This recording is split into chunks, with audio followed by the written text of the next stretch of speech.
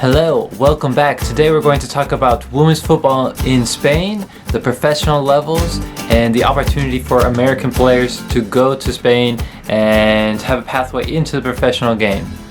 Let's first give you a bit of a background of the professional leagues in Spain.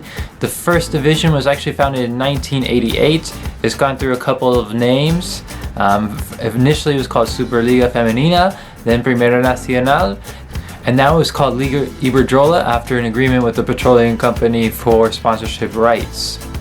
A collective bargaining agreement was agreed last year and came into effect in June of this year. This established a minimum salary and conditions of play, and in terms of contracts as well, for all the women playing in the first division. Currently there are 16 teams in the first division compared to 10 NWSL teams across the United States. 4 teams in Madrid alone play in the first division.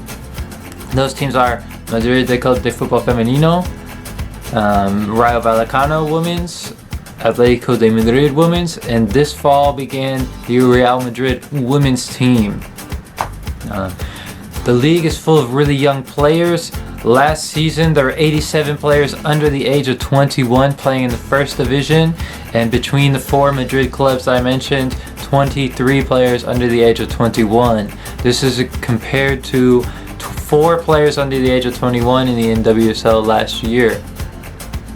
What this means to me is players who have played at a good level within the United States have a serious opportunity to move into the first and second division in Spain and to begin a professional playing career in a European country.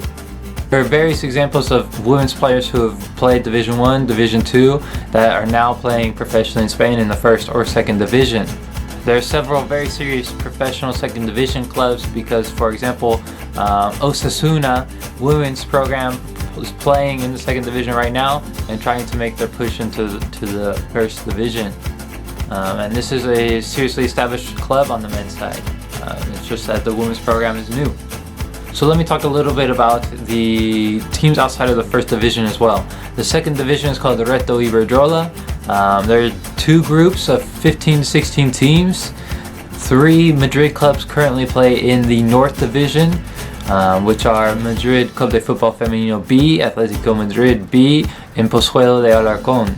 Expect several other Madrid teams to be moving up the pyramid and into the second and third divisions. For example, Rayo Vallecano B women's were in the third division last year and they're trying to move into the second division. Leones started a women's program last year. They were promoted from the 5th to the 4th division this year. Alcorcón women's coming up, and Getafe women's project probably beginning soon. And these are all clubs with lots of fans, very big fan base, and resources from the men's team that will benefit the women's team, obviously, and grow through the pyramid.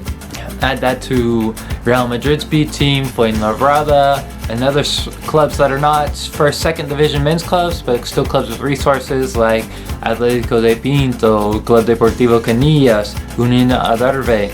All have started women's program in the last couple years and are investing more into the women's game, and these are clubs that realistically will eventually be able to pay women's players. So for me, I think there's a lot of opportunity in Madrid for a women's player to come from the United States and go to Madrid and then move into a professional team.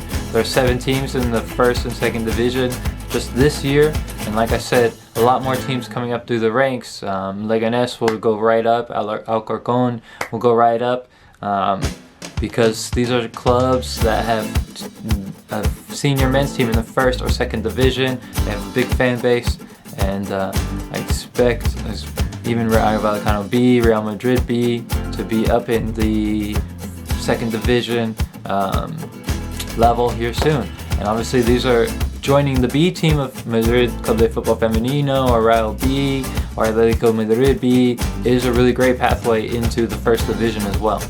So in conclusion, if you're a women's player and you want to pursue a professional playing career, and let's say you're not being recruited by a Pac-12 team or an ACC team, it's a very good option to come to Madrid and pursue a professional career in Madrid. Realistically, only 30-some players get drafted into the NWSL every year, and if you look at the list, mostly players from ACC teams and Pac-12 teams. So if you're outside of that kind of framework, it's not impossible, but it's very difficult. And the second division level within the United States is very all over the place. And the competition doesn't have a nationwide level, so maybe you do play a Chicago Red Stars reserve team, but you're only going to play Midwest teams. Your profile doesn't really get around the nation, whereas if you're in the second division in Spain, you're playing teams from all over the country, and a lot of B teams for first division teams, or clubs like Osasuna, who will eventually, I'm sure, feature in the first division of the women's pyramid, but right now are just in the second division. And as always, I believe Football Academy Madrid will be a pathway for players who will train full-time for 9 to 10 months, play showcase matches against these teams, and have film for you to market yourself and put your profile out there to these teams, to the coaching staff of these teams. So I think the Football Academy Madrid is a great opportunity and pathway for players to get into that type of level. Let me know what you think in the comments, or send me a message personally. Be happy to address anything that you think I got wrong in this video, or anything that you think that I missed. Have a good one.